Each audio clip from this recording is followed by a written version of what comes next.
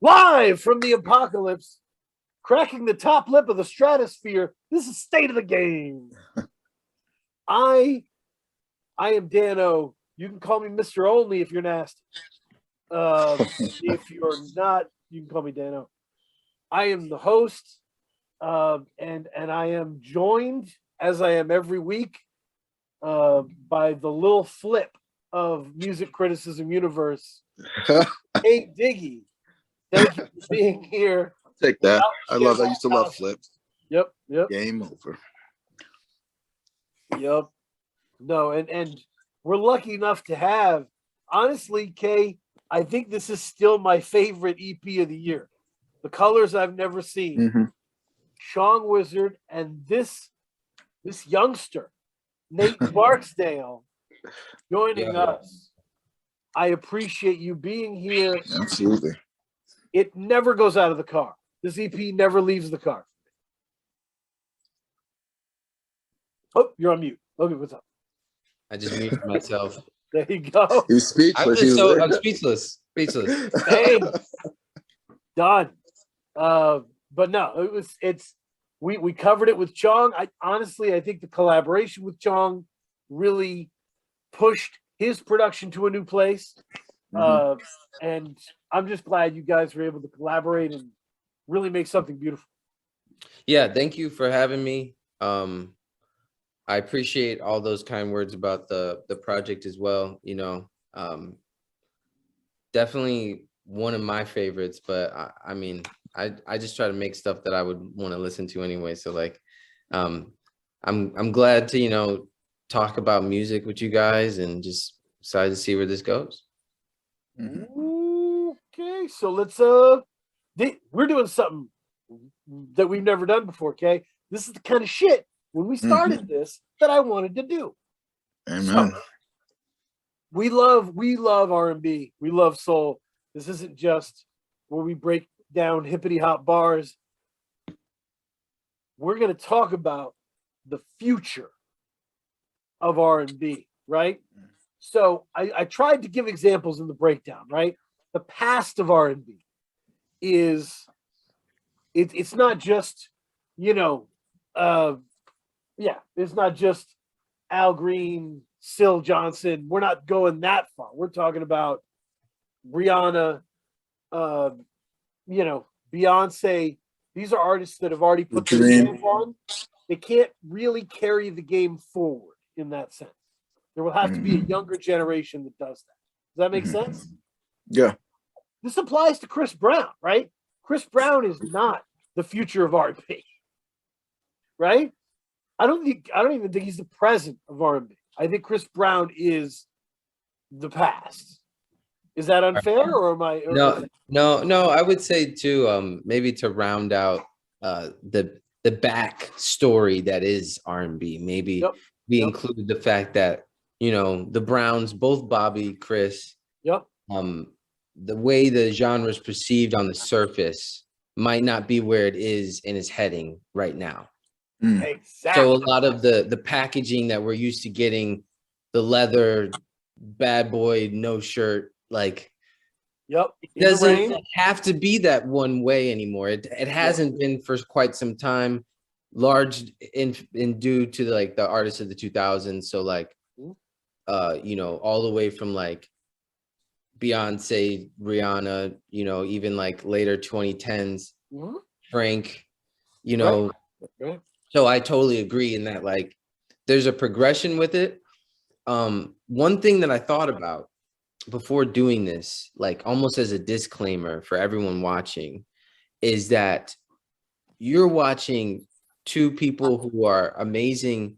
We got the little flip of music critics, which is, we've got one of the best talent scout maybe coordinators, like OC. You're like an OC, you're out of control. Yep, I'm out of control. The only, you know what I'm saying? Yep.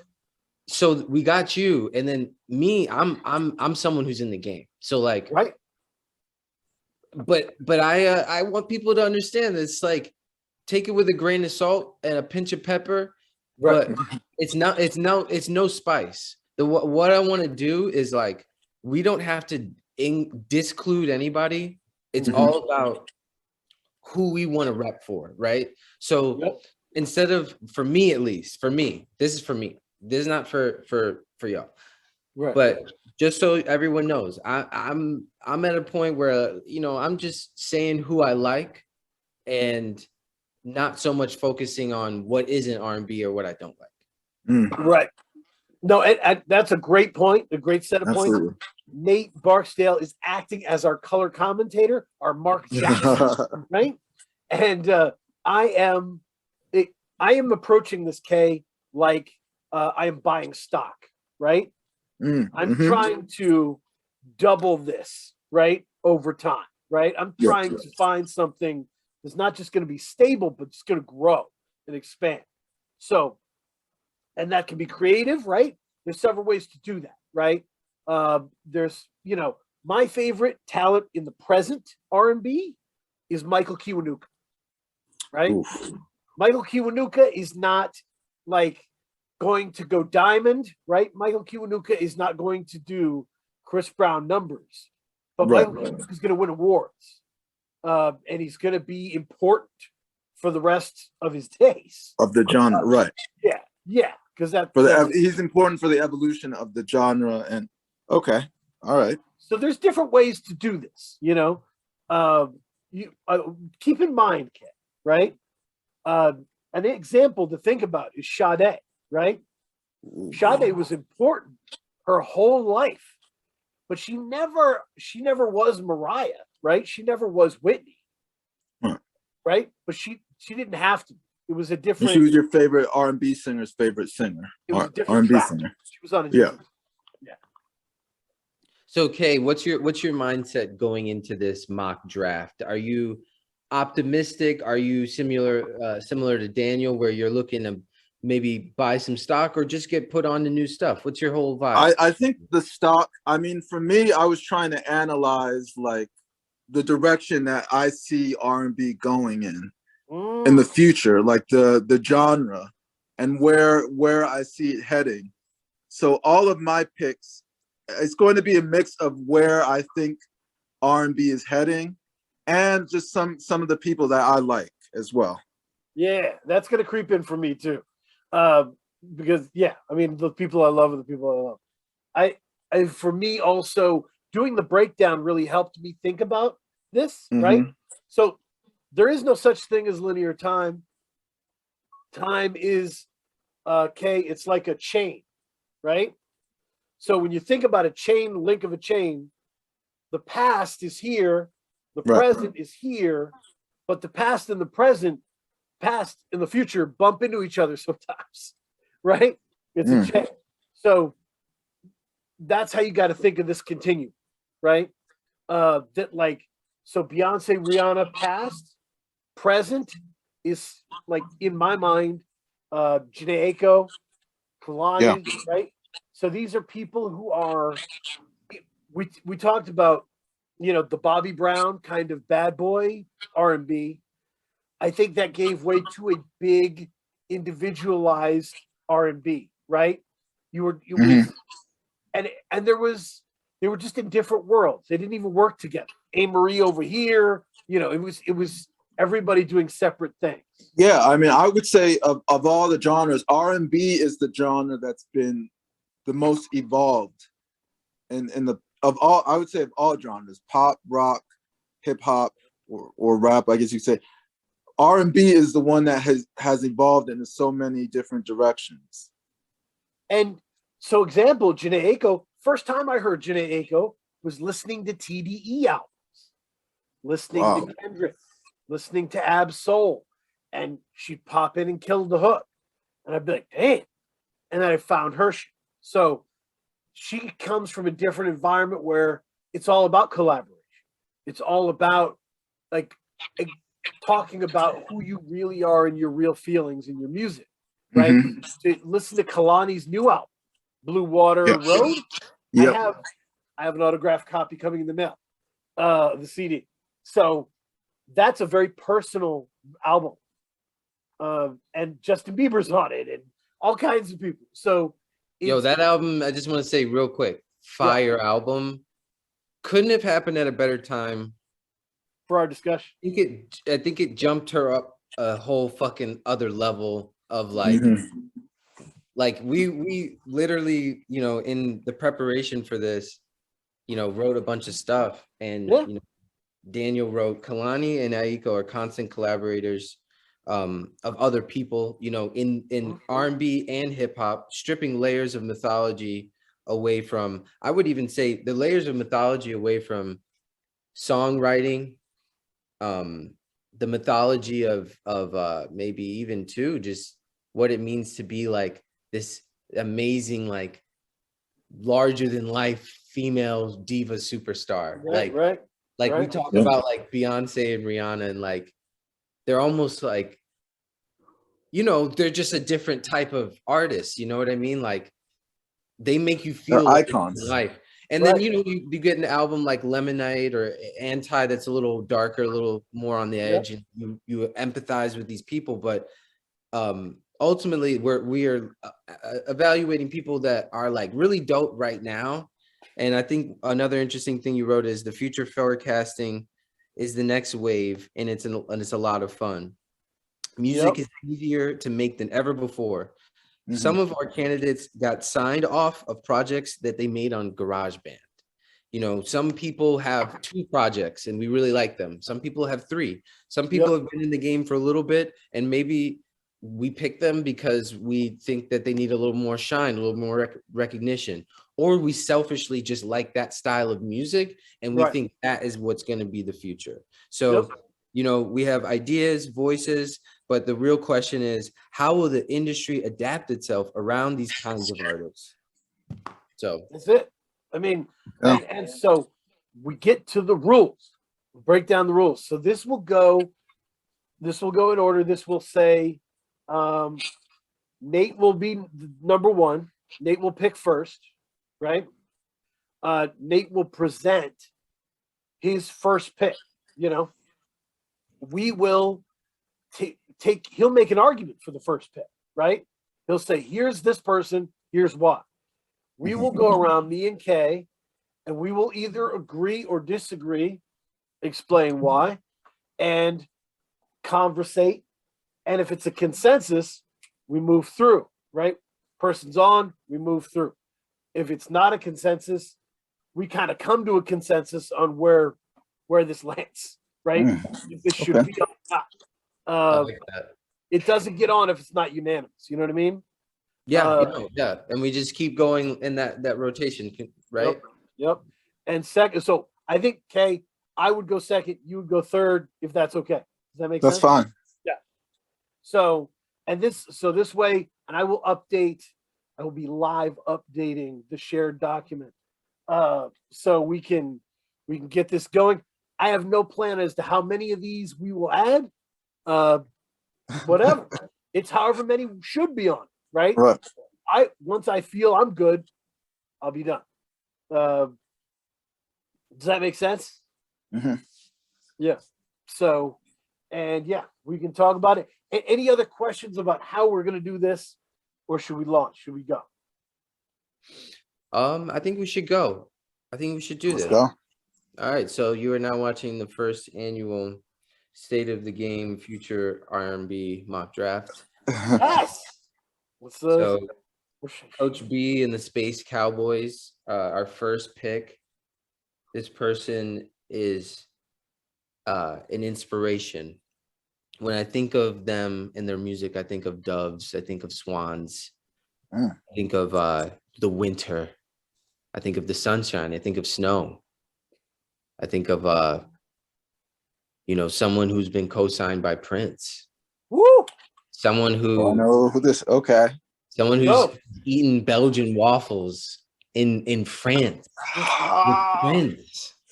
You know, I'm talking about Snow Allegra. Yes, damn. Snow Allegra. That was my number one. Snow Allegra. Yeah. We've had me and Kay have had a real relationship with Snow Allegra. Oh yeah, that was my number one pick. You got it. Yeah. That's your number. That's awesome. Good. Yeah. Now that's good. Snow has this way. Yes. That no one else has. Absolutely. And today when I think of R&B and I think about the future, what I hope for is just sometimes a little more individuality. Just hear me out. I love all of it. I love everybody that's on this list because I didn't expect you to share the list. Let's do it. Now I feel like people are gonna like screenshot the list and be like, "Yo, so and so is not even on the list of the list." Oh, Listen. Snow Allegra, again, focusing on the positive. Mhm. I think Feels is like one of my favorite, like sort of like mixtapey, like R&B projects, you know, like R&B mixtapes. Yep. It's an album for sure, but the way it runs and the way it infuses hip hop, it does give you that TDE Section 80 demo, that like first SZA album sort of format. Yep. Where it's, like, it's got amateur energy to it in a lot of ways. Right. It feels like raw, but it's still very just polished music. Like it's polished raw. And no, I love that. I think that's like one of the surefire picks where they remind me of like some of the greats where you can't box them in, you know. For sure.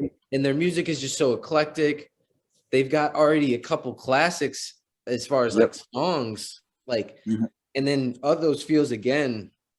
Oh, those feels again. I mean, like, well, she's got two projects that I really, really love. I think she's got tremendous upside.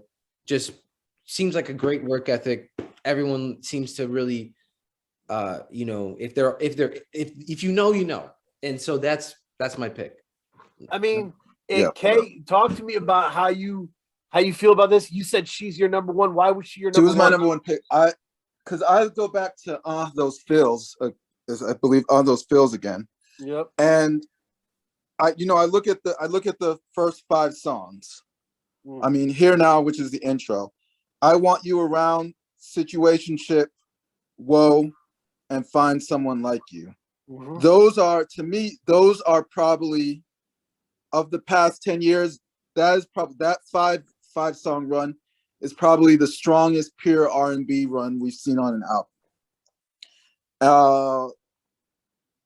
Like there's no one doing music like her right now. Like I feel like her R&B is kind of a throwback to the 90s R&B, but it's at the same time, I don't feel that way though. Really? It's not, right? Well, you know, in terms of musicality, in terms of as in you, like you look at, for me, like guys like Frank Ocean and that kind of R&B, that style of R&B is kind of taken over art. Like Frank Ocean, SZA has kind of taken over the face of R&B right now. Right. And Snow is completely, she's not in that vein, but she has elements of that vein of music. So for me, like she's kind of the best of both worlds right now. Ooh, I love it. Yes, I love it. I love it. Best So of both. so let me go and give you strengths and weaknesses. We got to go strengths and weaknesses here because let me just tell you, I confirm this, right? All three of us confirm Snow Allegra as the first one. So, but here's the only thing that worries me about Snow Allegra is that, I mean, Feels is amazing. That is absolutely untouchable. But then as we progressed, the album started to get more shaped and molded. They felt A&R'd a little bit. They felt record companied a little bit. You know, the touching, the face, it all felt put together. And I want her to get weird, right? I want her to do an album with Tyler, you know? I want her to be weird and to do interesting stuff and to challenge herself, because Feels did have moments where in 2017 where you were like, is this hip hop? Is this R&B? And she was less traditional, if that makes sense. But positive. If you look at our list, who has the best voice on the list? She might be it. Yeah. Best, biggest. She's up there. She's up there. She's either one or two. Top tier for sure.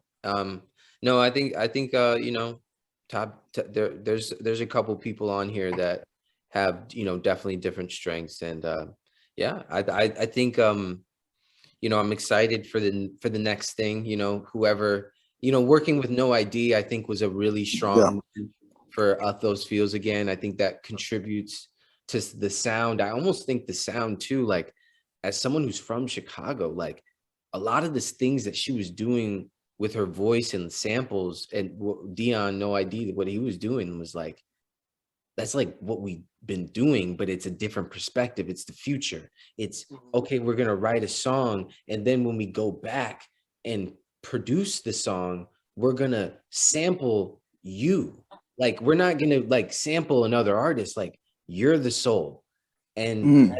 that's what lives on, right? It's like the, you know, the light trails. It's a different shutter speed. Like what you were saying before about the chain links, totally agree. So this Yep. just, she's just one chain in the link. You know what I'm saying? And I feel like that is you know, moving forward to the next pick, kind of like, okay, we got our snow. We're making a team right now. We're building a team. Yeah. Mm. Yeah. No, it's a good start. You know, if you get a voice, you start with a voice like that, you're in a good position. So I don't want to fail on the next one. I'm gonna go because so here's how I'm doing it. On the clock is So Kali Uchis is my official pick. ooh. Kali Did you Uchis. put Callie on the list, or did I? I did. You I did, didn't you? You did. Yep. So we're talking about so an incredibly versatile bilingual rocket ship of a star.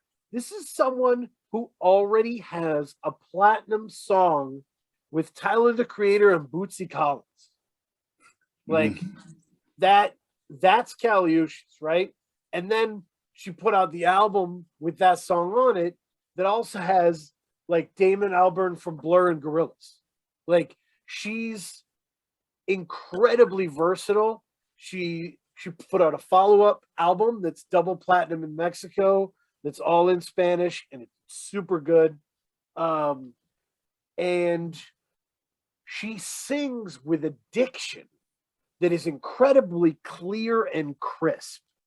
There's nothing slurred, there's nothing lost. It's unbelievable. There's a cleanness to it that is otherworldly. So the presence alone that she can bring to a song would put her in the running. But when you go back to like her first mixtape, Drunken Babble, that just hit every genre, you know, reggae songs and everything. You understand the versatility here is special. And the versatility with the voice and the vocal presence, it's, you know, with the ability to project manage, going from gold first album to double platinum second album. Buy the stock now. Caliushis. All right. So I'm not mad at this pick at all. I think Caliucci's definitely occupies a really dope, like rarefied space that, to your point, no one really can, like, who can say they like are on all these classic records? Like, even if you just look at like her features. Yes. Can I get a kiss? Yep. Yeah. Can you make it last forever? You know, like, who? Oh, Daniel Caesar. Yeah. Yep. Like, to now, on one of my favorite albums of the year that you kind of put me on to, Ivory by Omar Apollo. Woo. And they have like other songs together. Like she was on his first kind of bigger album, Apollonio. Yeah. And I thought they had like amazing chemistry. I was like, oh, like they make sense. Like they're raw as hell together. And then they did this other song which I'm gonna look up right now. But I want everyone to realize that like Kali Uchis, from the minute like she came out, if we go back to like her aesthetic and in the songs and the beats and like everything was like super self-realized and super unique. And that's why I think they're a great pick, because like they don't even like sound like typical R&B. Like they don't, you know what I mean? Right. But what makes them so dope is that they're embracing like all these different things, and it doesn't feel forced. It doesn't feel like they're just saying, like, you know, like you said, you had the word like A&R. Like it doesn't feel A&R. It's just Right. curated. You know what I mean? Like, not to say that anyone is on this list. Like we're picking people because we just like them. Like I just like Kali Uchis. Like I love this song "Bad Life" featuring Kali Uchis. Like that shit in the context of the album, I almost thought the album was gonna end there. Like that's how good it was. I was like, right. So, also to say, good pick. What you think, Kay? Yeah, I mean, Kali Uchis, she's got, you know, like for some in basketball, they have the term the eye test. Like, can you look at this player and they pass the eye test?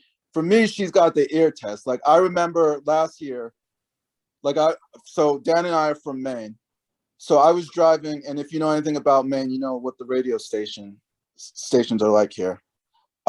Dan can attest to that. So I remember I was driving in the car and I heard the song. There was a song that came out where she was singing in Spanish. Right. So I had no idea, you know, necessarily what she was saying, but the way she was singing was just so engrossing. Like it was like I turned it up, and this was, you know, this was a song that was playing on a main radio station. So, and I think I stopped the car a little bit and I had to get the Shazam out.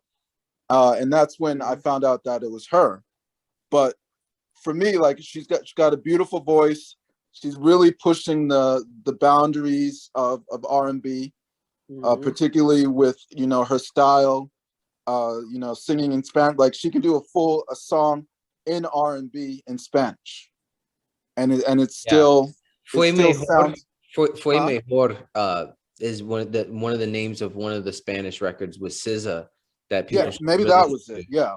Fue Mejor, I believe is how you say it, but like it's just so good. Like I let me look it up just to make sure I'm not butchering it, but like SZA's rapping like in Spanish on like I say rapping too because it's like there's like that aspect of like modern R&B to it, but it like to your point where it is R&B, but it's like bilingual and it's Cali, so it's just different. Like it's just special. So and to Nate's point earlier, I think I'm so glad that Nate brought up the features, right? Because the features and how good she is on everyone's features is, I think it's a testament to how savvy she is. That she's just very savvy in understanding the song. You know, tasteful, very tasteful. Yes. Very high taste level. Yeah. Like if that was like one of their strengths, taste to 1,000. Yep. I love it. So Kay, is this your pick now? Yeah. First two confirmed. Dang. So I think this one may be a little bit controversial, but I'm gonna go with it because I think, in the purest sense, I think this artist represents where R&B is heading, in my opinion. Let's do it. So I'm gonna go with Doja Cat. I think pound for pound, Doja may be one of the most talented artists in any genre right now, and I think that she is really. She's not on the list. I can put her on the list. Yeah.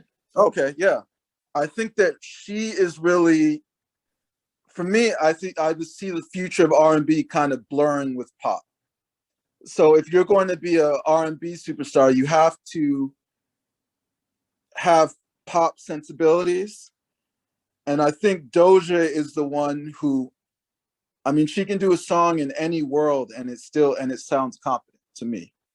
So I think that she's really going to, like, the next 2 years, I could see her really taking R&B and kind of running with it. Interesting. Because I think of Doja Cat as a rapper. But I mean, she got I her was song waiting with for you to say SZA. that, Daniel. I was waiting for you to. Daniel, I'm gonna let you go in on this. Don't go so. in, but what's the It's not that question? she isn't a singer. It's that to me, she's 70% rapper, 30% singer. Well, how do we ask this question of I guess like who is our like Right. because here's the thing where it's like I feel bad because it's like a lot of people are like on the internet, they're like, oh, Doja's not a rapper.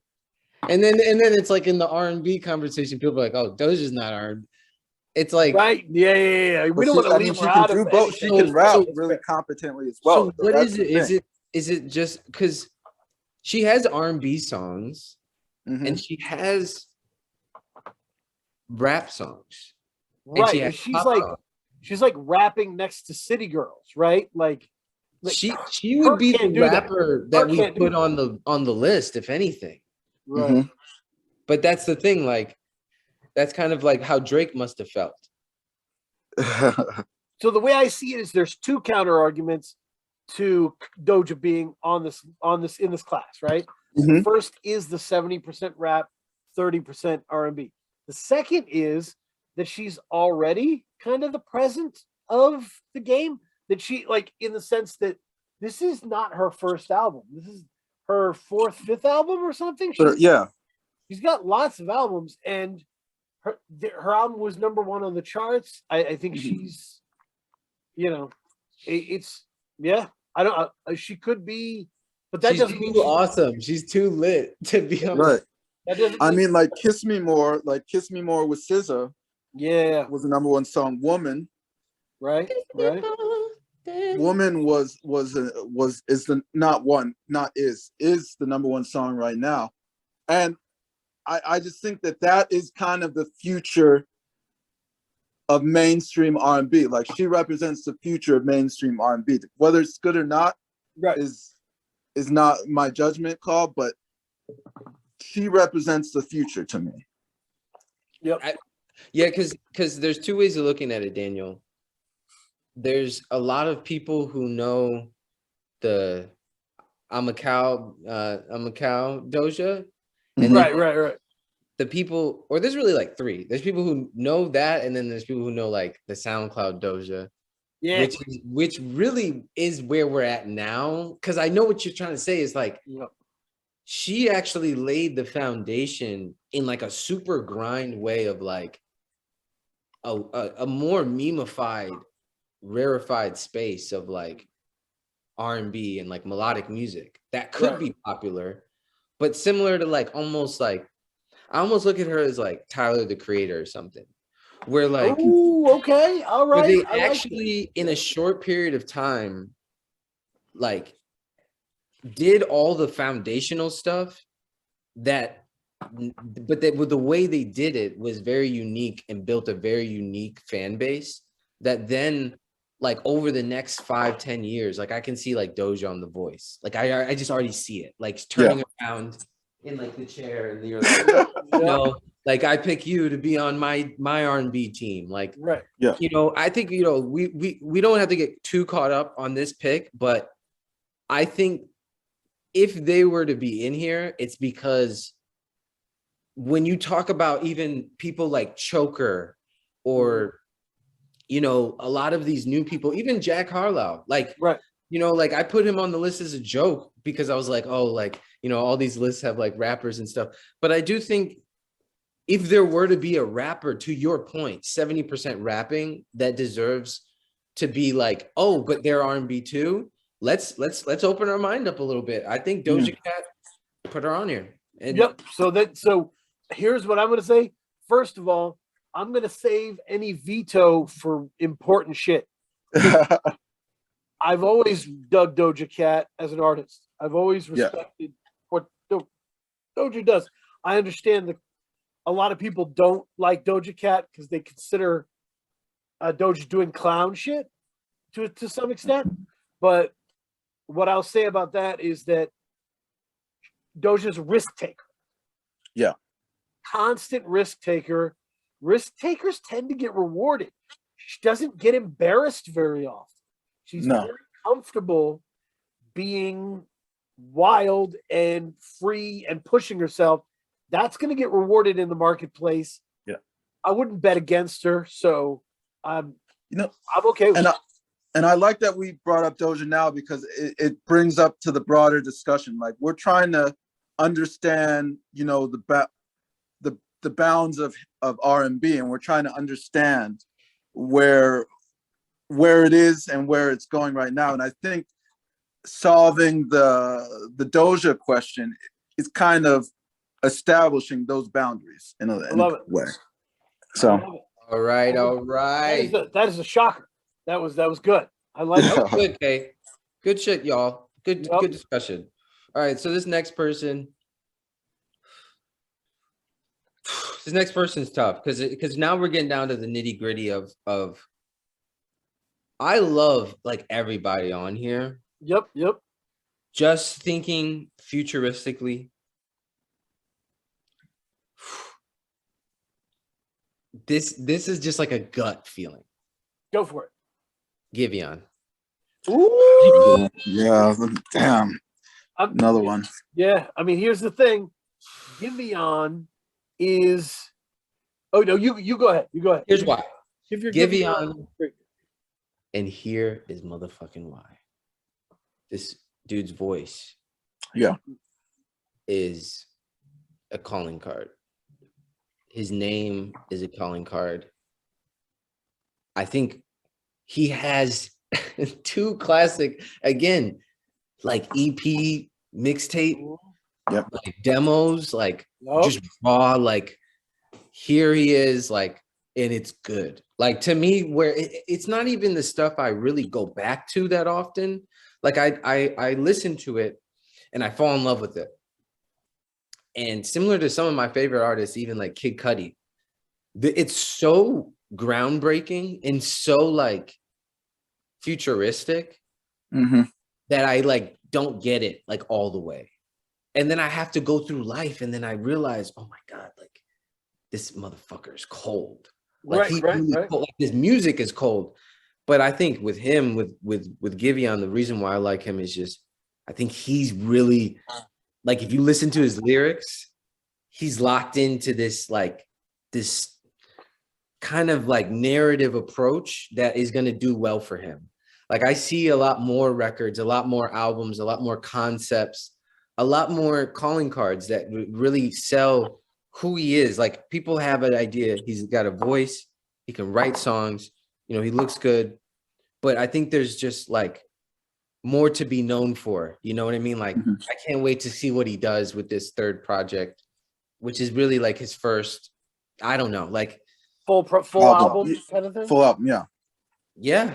Because I don't think he's done like a full album. No. I agree. So Kay, give me the Giveon breakdown for you. I mean, I was put on to Giveon by my cousin, who's about 9 years younger than me. And this was about 2 years ago.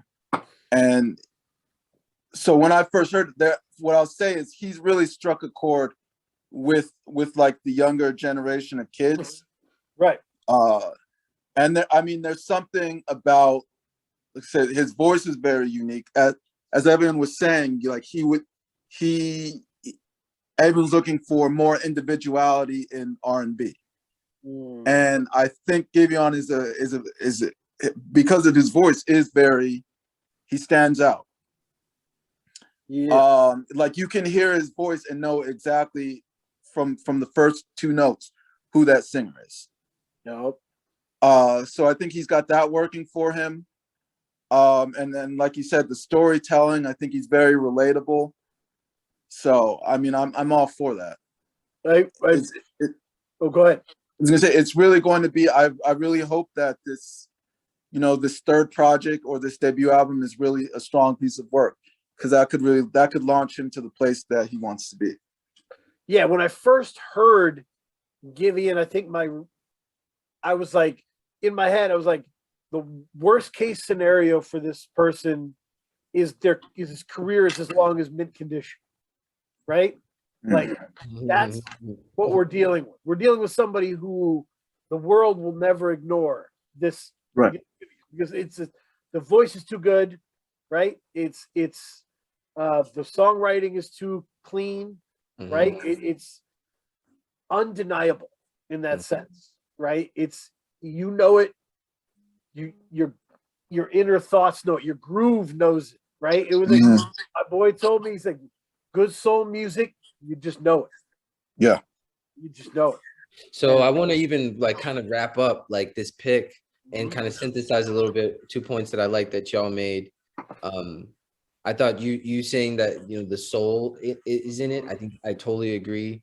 To your point, Kay, about how he's got this young, old sort of like mixed crowd where it's not really old. It's just very classic. It's got a classicism to it, you know, like it feels 90s, like to that point before where I was like, I don't know, like sometimes like is Snow 90s? And then I had to reel it back because I understand that there is a lot of anachronic chain linking that is happening. Giveon to me is like that perfect chain link between, to your point, Daniel, like a mint condition or like a Raphael Sadiq of, you know, Tony, you know, where it's just like he has a thing, a talent, a uniqueness that's like this could like is like a long thing. Like this is not just because you hot and built a buzz. You know what I mean? Like, so I like that. I like that there's just, you know, if we were building a team, it's like, yo, we got someone who can really throw the football. Like he can really do this thing. Yeah. I'm really excited. I'm really excited to include him. But what you thinking for the next pick, Daniel? Okay, so you know what? I'm making an audible, and I'm changing. Audible. I'm changing my second and third picks. Red 57. So I'm gonna go 2B on Lucky Day. Taking Lucky Day off the board. Yeah. Lucky Day is like 19 years old. Has 3 albums filled with undeniable hits. I think I described him breakdown as New Orleans Raphael Sadiq. If Raphael Sadiq was from New Orleans and younger in this generation, like it's somebody who's got a bounce. Like it's not just like love music, which he does great. Love music. It's also like going to the club music, like not even at the club, but like are to the club music. You know, where you're there's a real groove to it. He has that energy and that groove that bubbles through, so he can bring it low and somber and do really good duets with women that are on this list. But the Table for Two project was a great example of that. I think that's the name of it. Where he did like he did like a remix project, or either way, he has a duet with Yeba that's fabulous. Go check that out. Yes. He's already won a Grammy for Table for Two. Table for Two, wow. won a Grammy. And so very young. And I do want you to. I want to help you. Yo, Google Lucky Day, like his age right now. Am I messed up with his age? I think so. 36. Yeah. Wow. He looks amazing. Wow. Lucky Day, you look don't cry. Great. We don't. Unbelievable. I feel terrible because I'm older than him, but not I'm that sure much he would be. older. I'm sure he'd be very He looks complimented. like a kid. And he has the energy of a youngster. You know. Yeah. Sorry about that. But he's he's a great pick. Let me add. You didn't steal. He needed to be here. Lucky Day has the name of the soundtrack to the tomorrow. Like, dude, like Rose Simone is possibly the best, like first, like think about the first song that you listen to from all these picks. because that's what I mean. Like your entry point into like when I heard Cali, it was like that first like album, you know, where I was just like with the powder blue and the pink and the light blonde, and it was just like, yo, like, is this the next Amy Winehouse? Like, you know, you get hyped like Snow. Like it was like, it's not that I don't want you here. Yeah. There's something about the way you stare in my eyes. Like, so Lucky, Rosa Mo was like, that's one of the best first songs I've heard from someone ever. Where I'm like, who the fuck are you? The introduction, yeah. When are you? When? Right. Where are you? Everything. You try to piece together who this person is, where they grew up, their inspirations, and I gotta say, this is no any sort of way boxing in what Lucky has achieved.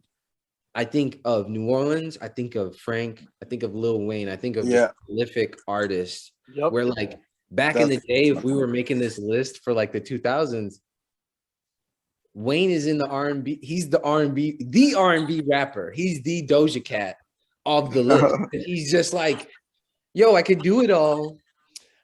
I'm fucking ill. Like I'm funny. Like I'm prolific. Like I put out a lot of shit. Lucky Day just been consistent, man. Like he does very great. And the first album, Painted, was like a rocket ship, right? That was just unbelievable. And then honestly, this new one, Candy Drip, was what let me know it was real. Because that song with Little Durk, NWA, like I was humming that shit all through the fucking. He's unbelievable. So, okay, give me your Lucky Day thoughts. Yeah, I mean, just look at who he's collaborated with. You know what I mean? I do think the fact that he's from New Orleans as well, because New Orleans is one of those places where all of the different genres mix. It's like a huge mixing pot, you know what I mean, for all different types of styles. And I think that's really reflective in Lucky Day. You know, you look at his Grammy, like for this year's Grammys, the song he did with Yebba, How Much Can a Heart Take, was nominated for Best Traditional R&B Performance. Table for Two won the Grammy for Best Progressive R&B Album. So he's just one of those guys that's just versatile and just can just do so many different sounds and things within the genre. Right. Yeah.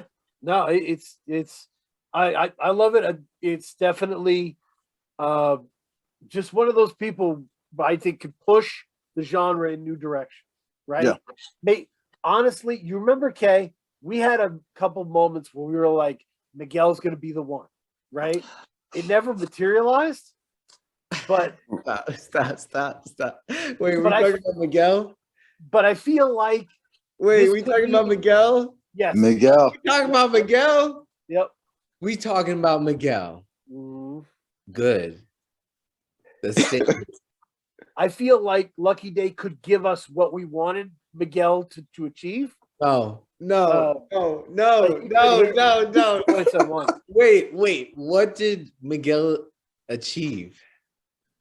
I mean, so Miguel has that album like Wild Heart that was just perfect. I just loved it. What about Kaleidoscope Dream? Kaleidoscope Dream. That was before Wild Heart. That was, yeah. And that's the big one. But to me, that was very much him doing a version of what The Weeknd was doing. With the you gotta go back. You gotta go back. What was his first album with the song that had J. Cole? Oh, that was good. I like that Thing. Yeah. Yo, I think yeah, you could bet that never got to sweat that. That was yeah. Yo, see, but that's the thing. Miguel, great artist to bring up. Totally does not get the credit they deserve for being experimental. Okay, if we were to name like, and this is why I challenged you on Kaleidoscope Dream, because like my favorite Miguel song, the one like it's everyone's favorite, Adorn, is on Kaleidoscope Dream. That's yeah. I'm pretty sure Do You Like Drugs on Kaleidoscope Dream. And then to your point about the Weeknd comparisons, Tell me that that pussy is mine. Mhm. Yeah, he was doing it, yeah. But contextualize it. If you look at, like, say you listen back to all three of those albums, like Trilogy, Yeah. fucking Channel Orange, and like Kaleidoscope Dream from like 2012. I think you find a lot more of the stuff that's happening now on Kaleidoscope Dream, or even Wild Heart for to that point. Because I think Wild Heart, Coffee in the Morning, like I hear some John Mayer records that I'm like, this is like produced like a Miguel record. You know what I mean? Like, the sonics of it, like the way Miguel was fusing like the OVO sound, but making it like more rock and more like rhythmically like driven in a way that was like songwriting, composing movies. It was still like in that space of like, oh, this is like fresh. But I think he took a lot of risks. Like we might not like all the albums and stuff, but he's like, I think if you just look at those two albums, like if you go back and listen to Kaleidoscope Dream and just how weird it is, like it's like a little all over the place. Yeah. Like that's what like people kind of like look at all this list. This list is full of the Lucky Day album, Candy Drip. Like NWA is like the only song that sounds like that. Right. Where it's like you could tell like it's more commercial, but it fucking works. Like it fucking, it's like it's got the rap, it's named perfectly. Like the beat is like some shit you would hear in FIFA. Like I've played FIFA. Like I know loading screen music. Like like it sounds like Super Rich Kids at first. I'm like, so that's the thing. I love the lineage of all this stuff. Like, before we go into K, your pick. I mean, what does Miguel mean to you? Like, do you like Miguel? What's your? Oh, I love Miguel. But yeah, I mean, we both love Miguel. I mean, it's just his. I think it got to a point where, like the personal life, the things that were happening in his personal life, kind of the drama, and the headlines kind of started to overshadow his music in a little bit. But I mean, there's no doubt that he's talented. Like you said, Sure Thing. No doubt. I go back to How Many Drinks, Adorn. Yep. What's the song? Oh, he even had a song on J. Cole's album. What Power Trip? Yep. Him and J. Cole have like a Flower Lotus. Yeah, they do. Like, they have a great relationship. Flower Lotus. Wale's song. Wale's song. Yep. Flower Lotus Power Bomb or something. I forgot that. Oh, also, sorry to just this is a rap. Another one of his features, like Miguel on features, right? With rappers. Yeah. You heard that Below the Heavens album, Blue and Exile? Yeah. Yep. No. He's on that. Miguel's on that. I gotta go back to that. Miguel's on that. So, but no, Kay, I totally feel you. Like, I think the next album, right? We need that next whatever big thing that whatever. Because I'll be honest, like he's one of my biggest inspirations. Like, I feel for him, and some of the stuff he goes through, and I just feel like like in life, there's these people that just pave the way for you sometimes, and they take those risks so you don't have to.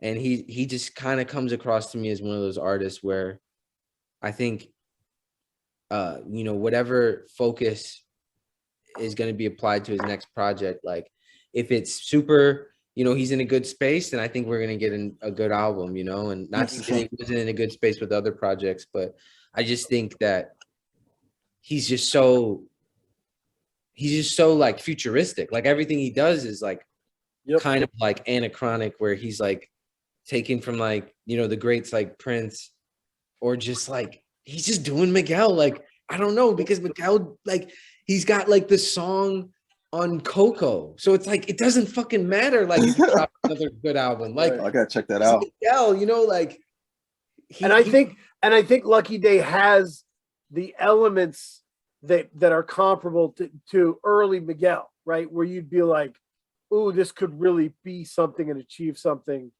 So yeah, that was, and I'm keeping comps in mind here, but yeah, there was a point where I thought Miguel was going to take over everything, and you know, it's you've got an incredible discography. So let's Kay, next pick for you. What do you want?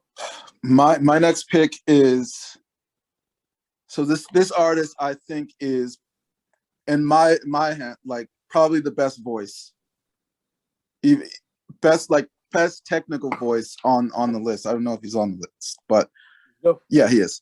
I'm gonna go with Daniel Caesar. Ooh, Caesar. I think That's a good pick. like his voice gives me goosebumps. Like when I hear his voice, I'm like, hands down, he's the best technical singer that I would say we have, any genre of music. Wow. Okay, so there's going to be an uncomfortable discussion that follows. Yes. Right? Yes. Because to me, there's only one negative on Daniel Caesar. Okay. And we got to talk about it. Because obviously, 2017, the first album is amazing. The president was talking about it. I was talking about it. And Case Study's good. I don't hate it as much as other people do. I like it. But it's a good album. It's a good album. But good. The thing is, I think Black Twitter killed his career. I think that's the concern. Can we talk about it? Can we talk? Okay, so here's I'm gonna interject here. Okay. This is color commentation. Do it. Commentation. So as a commentator, I would like to insert that and let the record state Justin Bieber, in fact, saved his career. Oh shit. Peaches. Peaches was a huge hit though. But what you're saying is basically like he became uncool on the internet, but then got a #1 song with one of the biggest pop stars ever, and is being evaluated on the same level, not only as this pop star, but as someone who we picked on this list in the same round. So I think that's a fucking great pick. Yep. Controversial pick. Yeah, it is. We'll see.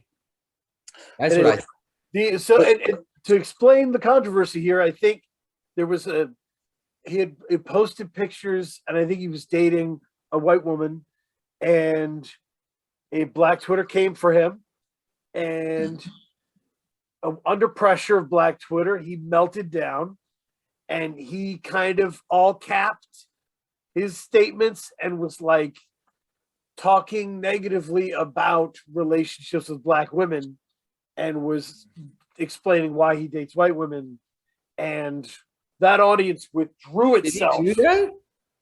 I think that's what started that. Yeah. Do that. Daniel. It's so that's, but I mean that's hurt. I was talking to you, by the way. I'm not talking to DC. Oh yes, not DC, bro. But no, I love Daniel Caesar. I've always loved Daniel Caesar. None of that shit bothers me. I don't care who you date. Right. But that audience is serious, and Twitter talks about Daniel Caesar as if he's already canceled. This is like important to talk about. So like, Kay, like, do you think he can like revive his career? Like, do you think he needs to? Like, is it dead? For me, the talent, like I saw him live 2 years ago, and just hearing him sing live, like for me, like it's as I said, to me, he's the best technical singer on the list. So right. There's a point where talent and technical ability and singing, like the art and craft of singing, supersede whatever internet drama or BS that a person is going through. Right. So when I hear his voice, like I'm not listening necessarily for the lyrics per se, but I'm listening for the art and craft of singing. Yep. And I think that he's like a technician singing wise. He's a technician to me. Oh my God. Strengths, weaknesses. Super strength can sing. If we were doing weaknesses, he's not very cool right now. He's not very popular. Right. I'm on the kind of the side of like, it doesn't matter. Maybe you get that free agent that has a little bit of a checkered past. Yeah, dope, man. Like we just named 2 projects, Freudian and case studies, that like stand the test of time. Like, and they're not, if we were to evaluate, and we are, evaluating all these people kind of on a similar metric, which is, what do they do really well and unique?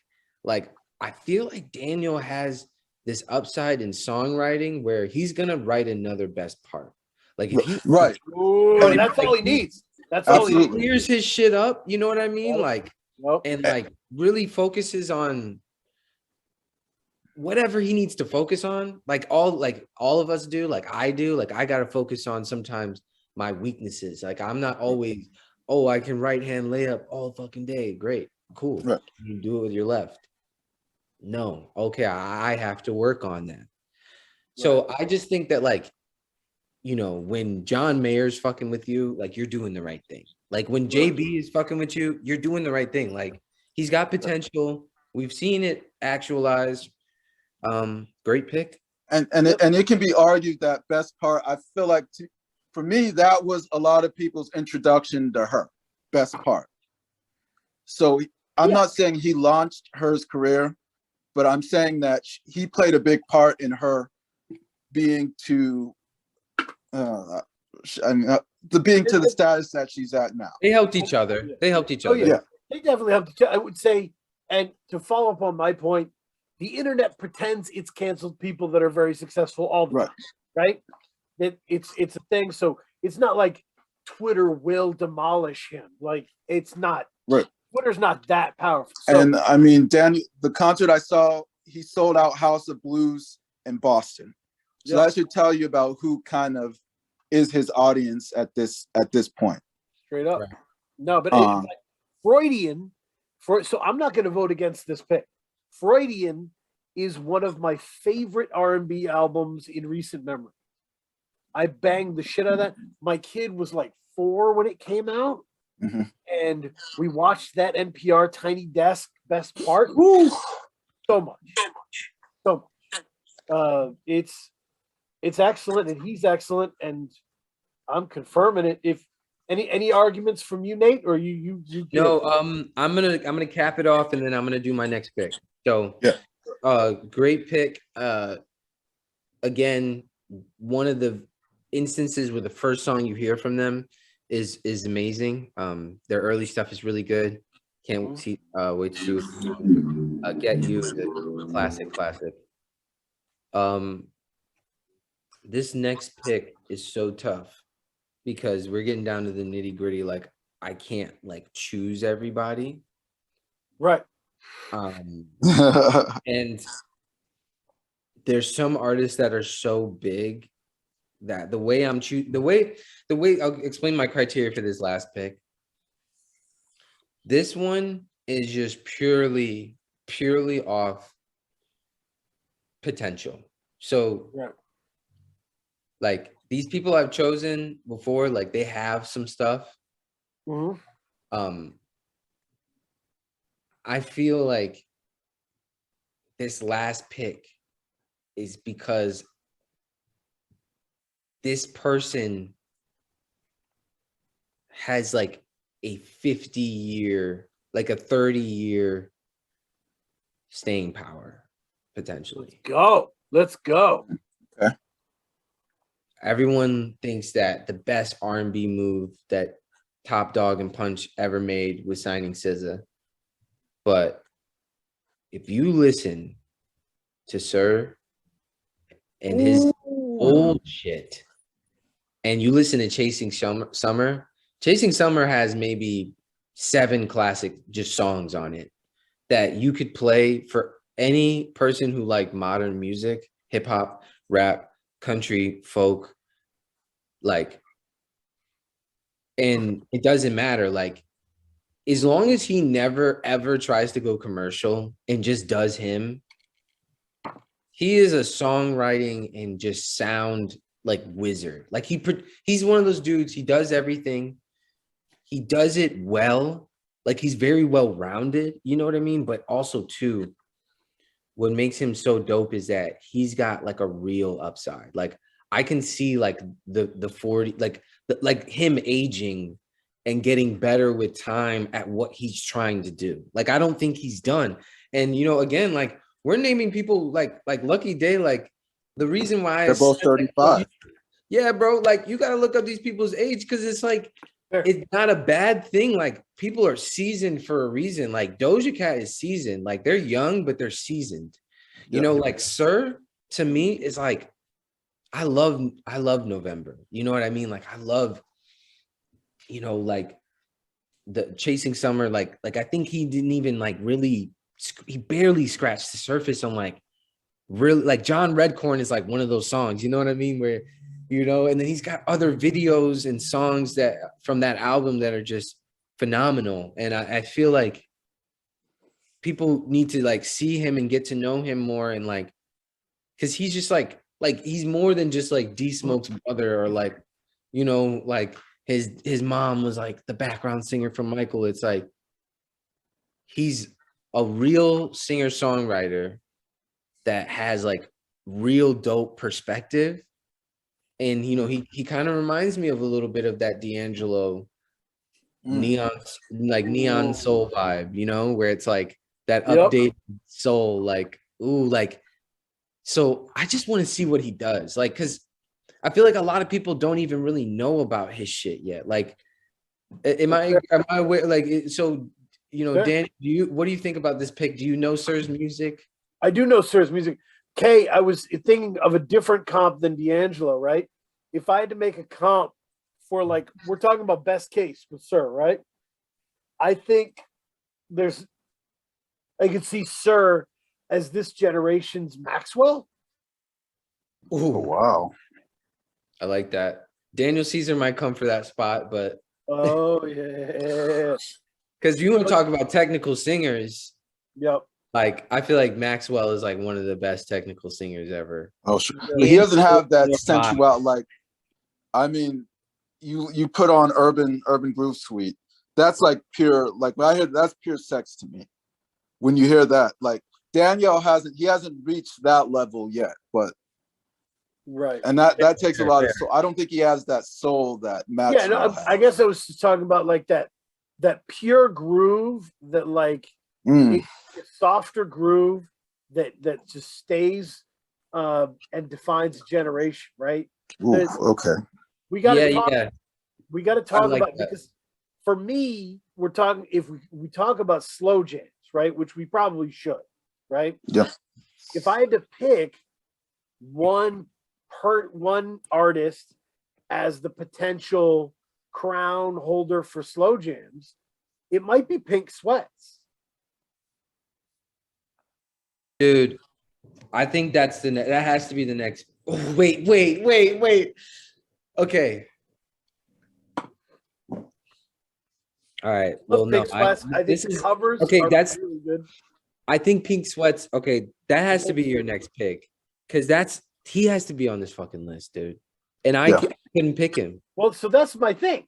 I would take Pink Sweats over Sir, right? I think Pink Sweats is a. I'm not mad at that. I'm not. Like they're both. See, here's the thing. Okay, here's and this is where it gets messy. And let's do it. I promise we're gonna stick. We had structure. We had it. 3 rounds. We're doing whatever. Durable. Is DVSN, aka Division, like, are they allowed? Like, you know, when there's that dude who's like so good at like he's like a rapper or singer, and it's like you go out to karaoke, it's like, okay, he's not even allowed to sing. Someone's so good at basketball or football, it's like, okay, you got to go like half speed, bro. Yeah. Like, you know what I mean? Like, you got to like do like a funny country song because it's like it's just too good. Right. I didn't because DVSN to me, when it comes to slow jams, they almost are like disqualified because they're so fucking good. Right. And Mm. I didn't really put those people on my list because to me, the slow jam specialist doesn't have a crazy ceiling, right? Because it doesn't have an anthemic get people out of their seats thing, right? DVSN's floor is his ceiling. It's the same, like it's a factory. It's just gonna always be what it is. So good though. So It's so good, good. but And it they is what do it what is. they do, they do it very well. Oh yeah. Yeah. That's Yeah. all I want to say. Yep. So Specialist. that's yeah. So I don't know. How do you feel about Sir? Okay. What do you think? I'm not as familiar with Sir. I'm definitely got to check him out. Sure, all good. I think you'll. It's something. There's something there, because this is the thing. But Like, it's like that Swim Good era. Like you don't even like listen to like his latest shit. Like start from the beginning. okay. That's what I say with Sir. Like, because if you do that, you'll see. Oh, this is like a futuristic mind. All the stuff he does, people end up like he had like songs with Anderson .Paak like in 2015. Yeah. You know what I mean? Like Where have I heard? I know that I've heard of him on. he does it. What's like his biggest song, Daniel? Like what's like the song? Yeah, well, he's Chasing Summer is the only one that's charted, right? The only one that's really hit the top 100. But there's he was on Venice with Anderson already. He was on he's been on Isaiah Rashad's Son's Tirade and J Rock. It looks like he had a guest appearance on Justin Bieber's album. Oh, swag. Where you go, I follow. That was off the Freedom album. Oh yeah. So he had a song. I'm willing to put it on the list because of this. Because if you're talking about buying stock, right? This is probably a really good time to buy stock in Sir, because it's not going to be an expensive stock. It's not something everyone's looking out for. As Nate said, most people are looking out for SZA, and I don't know when I'm going to get another SZA out, but I know I'm going to get more Sir. I know that's good too. Like Pink Sweats, I really like him. He's very consistent. I think like not even comparing them, but just like if you were to take like an artist like Pink Sweats, where it's an instantaneous, like, I get this, and you compare him to an artist like Sir, like, it's not gonna even, because I feel like Sir's music is very like, it's like mood music, but then like, it's like very singer-songwriter. Like it's very like folky, like it's very like lyric heavy and like stories and like he's got a song with he's got a song with Lil Wayne on his new album Chasing Summer. Yep. And it's just like it's like crazy, like, and then you know you hear this next to like John Redcorn and you're like, damn, like, okay, like there's something there, but I don't know, like I will say too, like sometimes I just got to take a bet and like really go with my gut. So that's what we can round off the Sir talk with that. I'm back in your play on this. Sure. You convinced. How do you feel, Kay? Yeah. Yeah. I mean, you're passionate. If you're that passionate about it, that tells you that he's connected with you. So yeah. Yeah. I mean, I've definitely heard Sir albums, and yeah, I'm into your. He just reminds me of a class. He's a classic guy, dude. Like, I'm telling you, I could just picture it aging well. He don't got to do too much. Yeah. He's got like you know what I'm saying? Like, I feel like he's got this tangential to hip hop thing where like he doesn't even need anybody really. Like he's an engineer. He engineers all of his own shit. Like he just does it this way because he's like really of the people, like for real. Like I think that's what I think. He's just fucking Sir, dude. Yeah. Yep. No, it's so my next pick is Ari Lennox. Ooh. My next pick is Ari Lennox. I'm gonna say and I think, you know, my big board, I had Ari Lennox, and was basically like there's a classic feel to Ari Lennox's music. It's it's the sonics, but the lyrics are really left field and surprising. They always surprise you, and I think there was. I mean, I'll tell you. There's only. This is my secret. I'm letting my secret out. There's only 2 people on Dreamville I care about at all that I ever. And it's JID and it's Ari Lennox. Oh, That's it. So I don't know what's J. Cole. What's his fault? What's J. Cole's following called? Like I know Beyonce has the Bay Hive, Rihanna has the Navy. Dreamers. I think it's the Dreamers. Yeah, I hope the Dreamers don't hear that, man. They're gonna. You know how they love their J. Cole, man. Yeah, they can. Damn. Feel Cold free. world. Love your J. Cole. That's great. I would say the so when the Dreamville mixtape came out, I skipped right to the Ari Lennox songs and just started playing them. And man, they were cold. They were the best part of that album. Yeah. Coming down really fucked me up. I was like, why'd you give that to that album? Like save that for you. Like you're so but even that first album, was it Shea Butter Baby? Oh God. And I think she only has one album. I love it. I love Shea Butter a classic, Baby. Like the interludes, like her talking on it. Yep. It's so fucking dope. Like it's like some Quasimodo meets like a Channel Orange type conceptual like yes. There's really challenging shit in her music, even though it sounds traditional. Whipping Cream is a great example, right? Oh my gosh. Having these crazy dreams and it's about missing someone. It's about hating being angry at someone you used to love. Butter Baby. Wanting them back. It's about sex. It's about all this mix of stuff, and it's carried out so beautifully. The only thing holding Ari Lennox back is being on Dreamville. That's a label that probably doesn't know what to do with her. See, but that's the thing.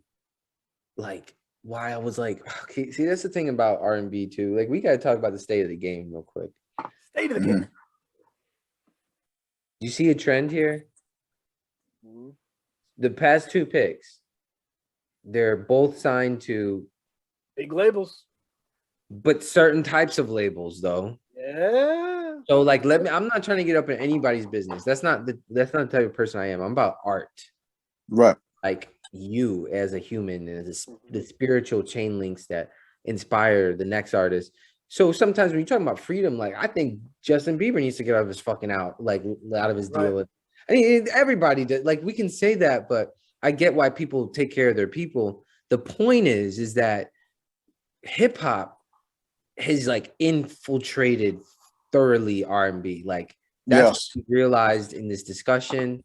But at the same time, too, like on a money level, like sometimes it's not so stylistic because we still love Ari, we still love Snow, we still love like Sir, like we love these more like soulful Giveon, like we love all that shit.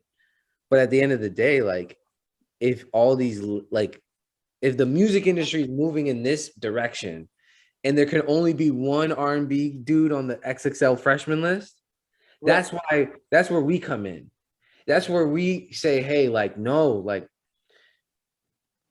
it's just art and music. Like, don't look at it as clicks and crews. And, you know, like, I love productivity, but at the end of the day, like, I don't need everybody to be Griselda. No. I need everybody to be them. And, like, sometimes you need space to be you. Sometimes you need focus. Sometimes you need time. Sometimes you just need a break. You know, sometimes you just need a new view outside your window. So all of these artists, you know, when you get picked in a later round, like that's not a diss. That means actually you could be the next TV. You know, you could be the next Richard Sherman. You know, like it's like those are the people that work the hardest. And when talent's not working hard, you know, I hate those things, but it's like true, man. Like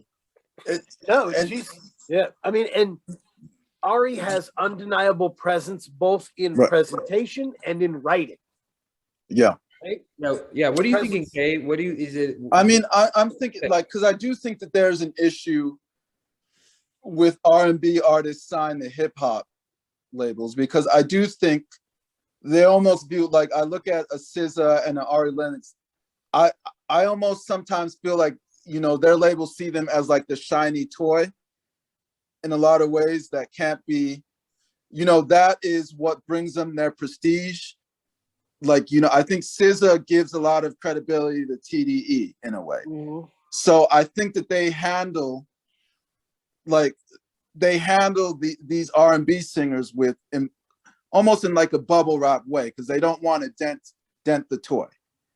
And I don't think that that's necessarily good for their music. Like, I'm not going to pick SZA, but I don't know if anyone else is, but there's no reason SZA hasn't released an album since 2017. No. Yo, I'm so glad you brought this up. There's just no reason, right? No, but this is just a natural flow of conversation. So Daniel, I asked you the question, why are we all just know that SZA is not on this list? Is it because A, she's so great and she surpassed everybody? Or is it to what Kay is saying, which is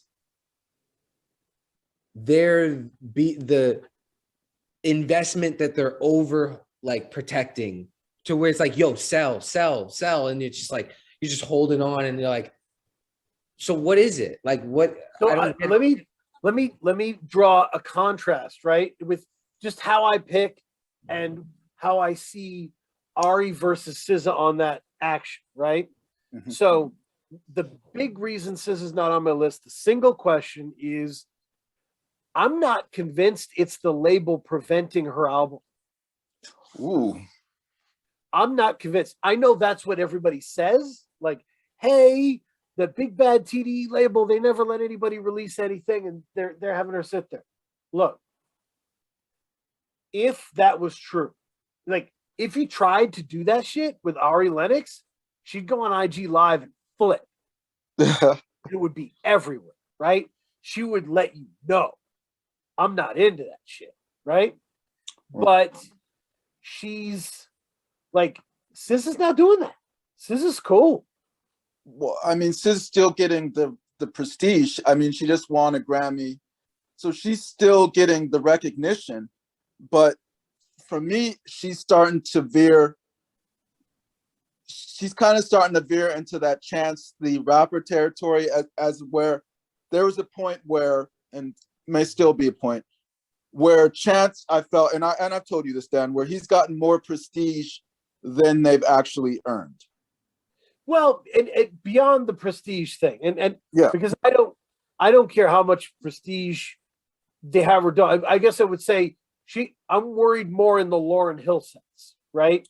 I'm worried that we're not getting more SZA, right? No, like we might not ever, like straight ever. Straight up. That's like, my you know word. how like at some point we were like, okay, there's no Rihanna. Like everyone just relax. The Easter Bunny is real, you know, like right. And I know I'm gonna get more Ari Lennox. I know I'm gonna get more Sir, right? I know that's gonna happen. And I know I'm gonna get really good Ari Lennox, right? Right. You know, so while everyone was buying Lauryn Hill stock, I was buying Erykah Badu stock. True. Right. Okay. So Erykah, like we picked just two neon soul like artists. The neo soul queen would be Erykah, like on the tree, like to Ari specifically. I love their vocal comps because Ari's is more, I think, a little like more, it's actually higher and like more textured, whereas Erykah's a little more breathy and low and kind of like just super smooth, sexy. And Ari can like whine and modulate and like fucking like that song with Jasmine Sullivan, like is one of the best songs ever. Sit on It. I don't think that's the name of it. I don't know.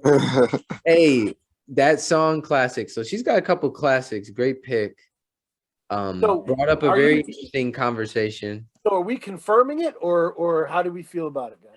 Oh, I'm confirming it, but to the bigger conversation about the hip hop labels, let's round that up, because I think both of you made really good points when you hold on too long, sometimes it's you got to like pull the trigger with the right stuff. You know, artists back in the day, they had the luxury of like they could take like a year or two, like 4 years, I love John Mayer. Like he takes like 45 years between an album. Like not everybody is in that privileged position. Right. Like we're talking about R&B and hip hop, you know, for some reason, you know, these black music genres where you gotta fucking like produce, and it's like, yo, like some great shit like takes a while. So let's just hope we're getting a really good SZA Rihanna collab album with J. Cole and Kendrick. Let's just hope. Okay, where we at? So that we just. So yeah, that's awesome. So now Kay, give us a wrap up this round. I think I'm excited for this. You know, I'm gonna go with my gut as well. I think this guy has a really. I'm gonna go Brent Faiyaz. Woo! I think that he has such a unique voice. I think that he really. I don't know. There's like a wit to it. Like there's something just really unique about his voice that he sounds good on. He sounds great on anything. It's almost like a Nate Dogg. You can just put him. You could put him on anything, and he would fit perfectly on it. Great pick. Woo. I love bringing. Yeah, what are you thinking, the picks Daniel? that aren't on the list. That shit is awesome. What are you thinking? Should I go? Let me go first. All right, I'll go first. So the reason why I screeched like that because there's few people that I really do feel like they make what I do like way easier. And Brent Faiyaz is one of those people. They're a fucking trailblazer.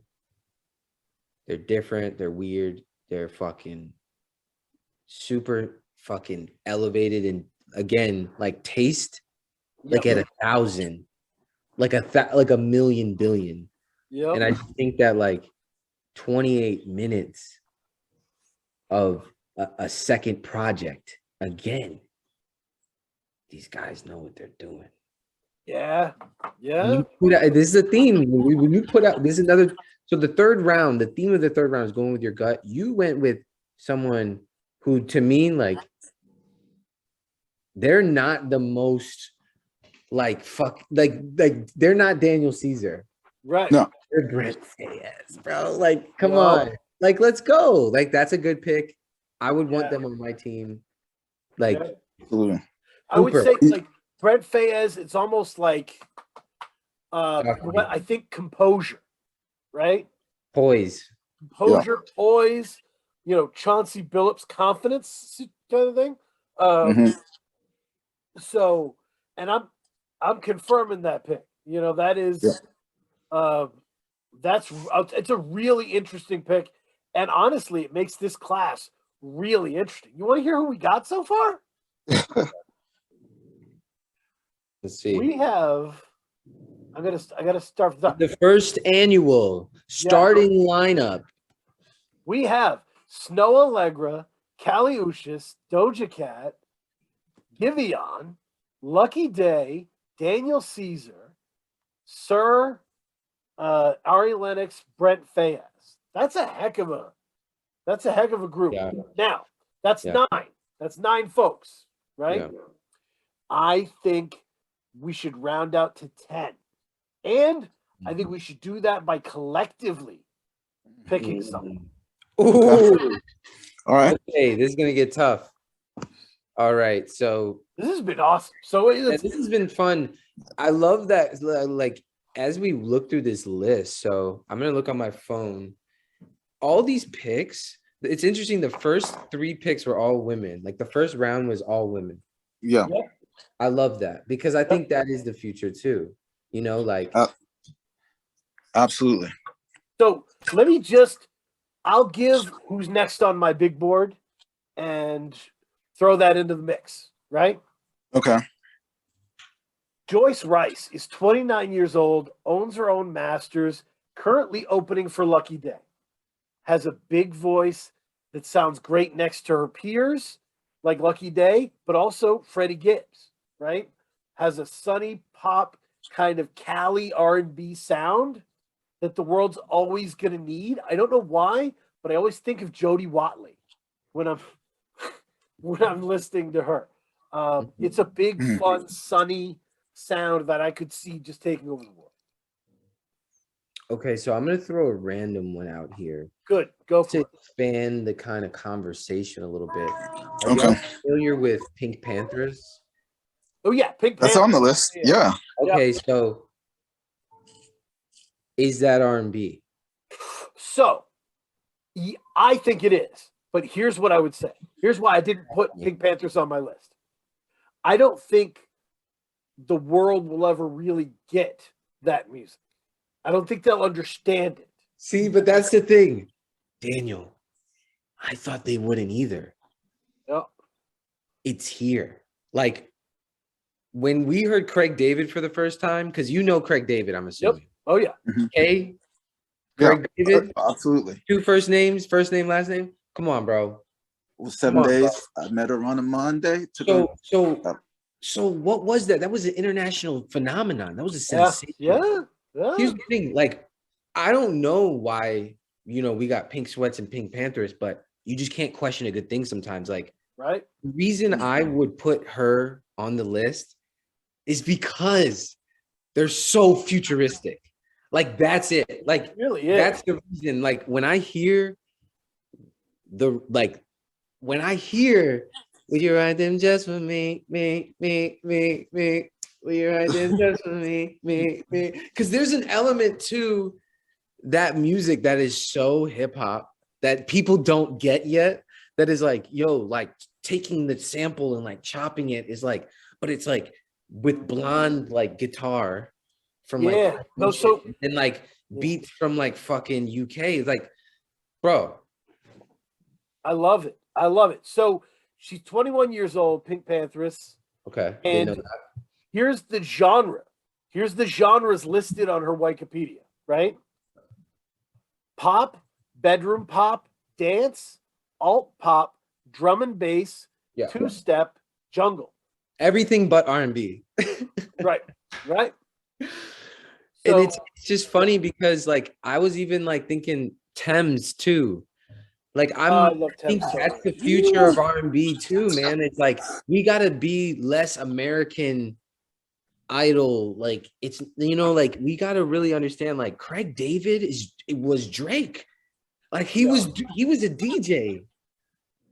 Now Thames is Thames considered reggae or? I think that's bullshit, right? Yeah. But like they would be. I think people put them in Afro beats because they're from. I think they're from either London and they're of African descent. Or I think honestly, if we're counting it like that, I would 1,000% go Thames. 1,000%. Yeah, Thames might not be a bad honorary 10th pick. Look at she's Nigerian singer. Yeah. Look at what Thames has done. Thames has two EPs. Doesn't even have a full album yet. We've already talked about Thames. We love Thames. We love Thames. Yeah. Talk to me about Thames, Kay. What's up? You like Thames too? I mean, what was the song? We love Thames. I mean, the song she had with off Drake's album Fountains. Oh, okay. That's right. Yep. That was one of the my best favorite part songs. of that song. Oh, no question. And then what was the other one? What was the song with WizKid? Essence. So Essence and Fountains those were the two, and those were just features for her. Those were the two that really cemented it for me. Like, okay, like I'm whatever she's on, I'm fine. Daniel, have you heard the new Future with Thames and Drake on it? Yeah. She's the best part of that song. Yep. No, I mean, he's the sample. Like that's what I'm saying. When you can be the sample, artists at home, be the sample. At Costco, you get the little. But also be the person controlling how you get sampled. You're the independent business contractor in block 37. You know what I mean? Like handing out the samples. It's just promo, but it's you know, That good. shit is amazing. So Good. can we all, because I mean, I can't tell you, I love If Orange Was a Place. Love Yeah. that EP. She's got And a couple songs like just in general that, because I think those two projects are great. Like she's again one of those two project people. For Broken Ears is the first one from 2020. Yeah. I love that one. I love everything I've heard of Thames. And I am, 1,000% support that, because I think Nigerian music is incredible and it's an incredible place.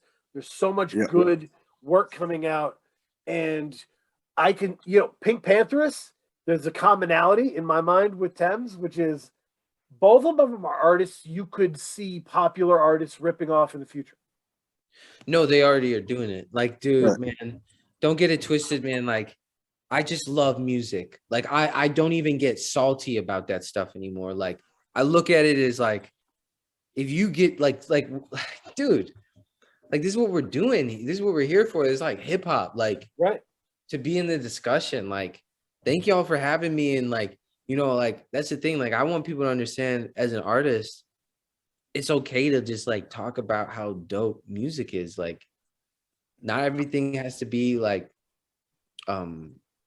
really, just like, driven by a narrative. This is just more so because we really nerd over this shit. We really love it. So, And it like, doesn't have to be driven by negative energy. It doesn't have to be driven by a sense of vengeance or anger. It can be driven by the love, right? So I'm telling you, Kay, nobody has a fucking list like this.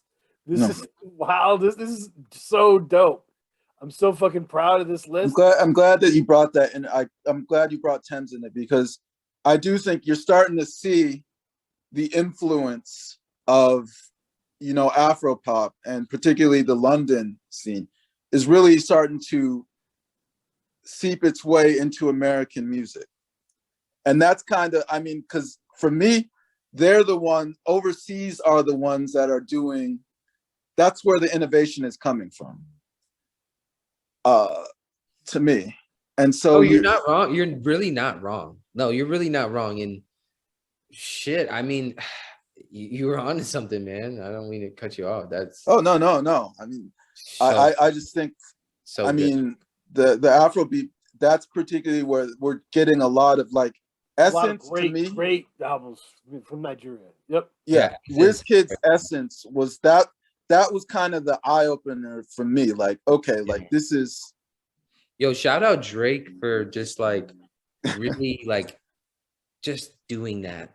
Whatever he did, appropriatory or not, it just needed to happen. The music's good. And then that's again, it's like one of those things. It's like, do you want him like not to have like OVO and you never hear about Majid Jordan or Party Next Door or Division or like, I don't know. Like, would you rather like, it's just the way of the world sometimes. Like, I think it is what it is on the timeline. And I mean, I give him credit because Drake has put a lot of people. He's used his, I don't know, his sound or whatever to put a lot of artists on. Yep. And he does have great, like, I may have issues with some of his music per se, but I do think he's got great, him and 40 have great taste. That's without a doubt. Yeah.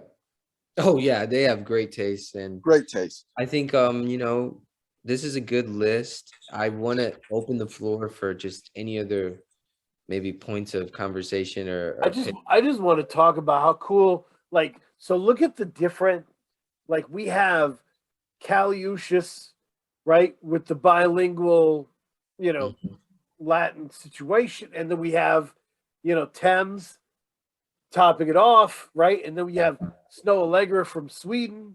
And there's all. I mean, I think even too, like Doja Cat is like Like we put a rapper in there. Yep, we did. We put a rapper Snuck in her in. there. Sorry, fucking Giveon next to Lucky Day looks great. Like I feel like Lucky Day, Daniel Caesar, like all these dudes, even Sir, like I really wanted people to understand like Sir's in there for a reason. Like some artists you got to give some time and like just hope that their best shit is ahead of them. And like everyone who's really like not on it, like there's like I would okay, so are y'all familiar with Choker? Yeah, I listened to some Joker. Mhm. Yep. Yeah. Wow. So what are our thoughts on Choker? Because I love his music. Like I ever since I heard it, I've been like obsessed with it. Like it's like I almost like not even on some like I almost like wish I would have like I don't No, I mean, but here's like wish I never. I view Choker kind of like I view Mac Ayers, right? Like Yeah. I love it. It's beautiful, and I think I could get other people to love it. I just don't know if it's ever going to take off, right? Like it won't be as influential. Because Yes. that's I think a part of what the list is so cool is that we're talking about people who have influence that, like everyone has their own level of influence. And I'm not trying to compare that. I'm just trying to say that when you are trying to do a certain thing and appeal to certain audiences, Mhm. those audiences will follow suit. Like those demos will be like, oh, like since you like this, you like this. Like, so Yep. the hope is that, like this list sort of gives people a perspective on just, our own like opinions, it's not like fact. Mhm. It's just, Yep. it's just to say, hey, like, I feel like what people are trying to do, these people are doing at a very consumable high level, like a very tasteful, good level. Like that's the thing too, where I feel like I love like let me say like I love like all these picks, but I feel like all of them their best work is like yet to come. Like for That's real. the whole point, right? That's the whole point. Absolutely. Like That's some the people whole like point. her, like I think her like We she's kind of already got done like amazing things Yep. like so SZA again, one of these people already done amazing things. Kaylani, you've done Yep. amazing. Sid, the internet. Sid, shut the fuck up. Here's the number to my therapist. Like these, like, Right. and then we have people that I think just again, like maybe we don't even tier these people or try to put them all in a group together, but just anyone that's not in bold, it's like a different reason. Like it could be a different reason for each case. Mhm. Right.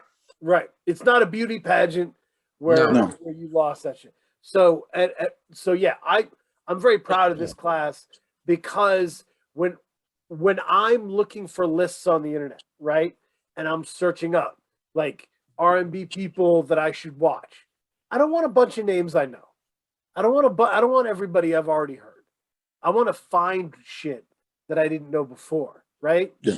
And this list is a really cool mix from Thames to Giveon to just all kinds of interesting flavors. So I'm very proud of it. I'm very happy with what we've Absolutely. done. Kay, do you have any final thoughts or No, man. I'm excited to see, okay. as I said at the beginning, R&B is probably the most versatile genre of music, and it's going to continue to evolve. We've got guys like Daniel Caesar, Yep. got guys like Frank Ocean. They're all inputting their DNA into this genre. Even Doja, Weekend, you could say. Everyone is putting. That's what I love it. It's like it's such a tight community as well. Like everyone's putting their DNA in, and everyone's grabbing influences from other artists, and it's just helping the genre grow and multiply in such a unique way. Yeah. No, it will bubble to the point where people will be proud of R&B again. Like people are still writing articles like "What's wrong with R&B?" They won't be in a few years, and, No. and you can bank them. No, we just deaded that with 1 2-hour first annual State of the Game futuristic R&B draft. Done. We dead Yeah, it. man.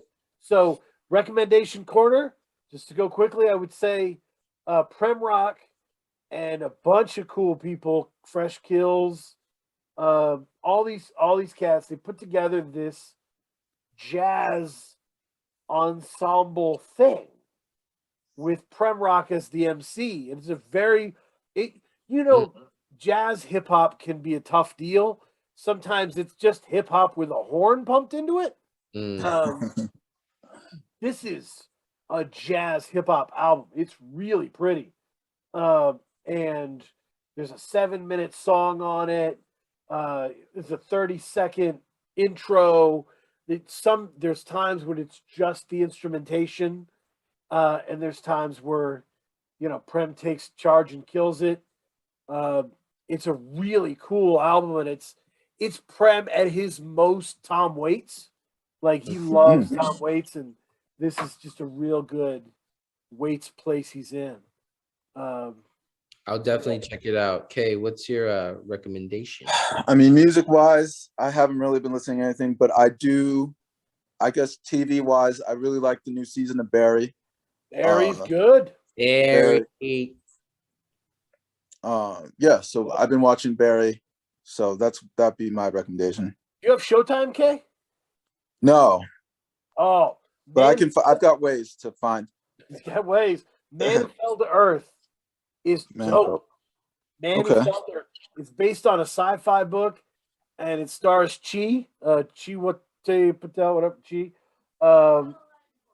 But I can't say that name.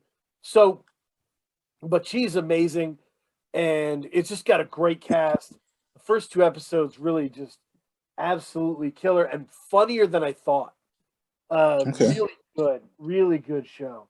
So I'm Naomi Harris in it too. Okay. Yeah. All right. Yeah. Recommendations. Recommendations. Coach B. I would definitely listen to. Are y'all familiar? This is a two-parter, but it's really simple. Are you familiar with Jack? They're an artist that you should know about. They have a project by them called 27. They go by Jack. They also have a project by them called Breathe, and I'm featured on Breathe, the first track, Energy. It was just played in Portland, Oregon on the radio like a couple nights ago. It's an older song from like last year. It's a good place to start, but if you just I'll send it to you because it's super low key. It's probably one of the hardest pieces of music to search up. Yeah, you will never find Jack. it. It's just Jack. You will never. It is. I can't find that. It's amazing, but here's what I'm saying. You want to talk about discovery? If you just trust me. I felt this way when I heard this artist. I was like, yo, I'm like impressed. I feel that competitive spirit. I feel inspired, like motivated, fucking just so good. Like, and it's funny now because now all we do is like write songs together and work together. But literally, like, he was someone that was like, when I was putting out music, he was like around and trying to like understand how he was gonna put out his shit. Right. And, like, we never even really were like tight like that. And then he just kept dropping music, and I was like, all right, listen. And I'm like, who is this? And I'm like, oh shit, like this that dude, like, holy fuck. So super wavy, new. It's like new wave meets like Kanye. That's dope. Yeah, it's like punk music meets like Blonde sometimes. Yep. But it's like also like it's like excited. Dude, it's some ill shit. Like, it's very like post OVO, post Yeezus shit. Right. I'll send it to you, but Yes. Definitely send it. What's the second part? Give me the second part. So the second part is I really like this movie called Croupier on Netflix. And no one knows about this movie. And Yeah, that's there's so much on Netflix. It's a fucking Easter egg. If you reverse this video at this point, you'll understand what I just said right there. Mm-hmm. Croupier. That's it. How do you spell it? Croupier. Croupier. Croupier. Clive Owen. Dude. No one knows about this fucking movie. Nobody. 98. That's I never. DMX. All right, rest in peace. 808s and Heartbreak. Yep. Oh no, this is Crate 808. This is the podcast, British podcast. Yeah, they've been very nice to me. So shout out to Crate 808. No, Crate 808. They did. They interviewed Dan Charnas, who wrote the Dilettante book. They weaved in like a segment of me talking about Dylan, which is crazy. No fucking way. Yeah, I'm on the episode. Crate 88, bro. Fire, dog. And like they did the same thing with the hieroglyphics. They interviewed Domino, and they weaved in me talking about Hyro and Hyro's run. No way. Yeah. No, Cam's awesome. So Cam who runs that is so dope. So, and I was on Call Out Culture last night. Nice. What was the topic? What did you guys talk about? Call Out Culture podcast. I got pulled in. Podcast. They were talking about the album King by T.I. Underrated. They were doing a retrospective on it, and I brought the knowledge. I brought the T.I. knowledge. You defended T.I.'s honor. It was great. We went through every Grand Hustle artist and what happened to them.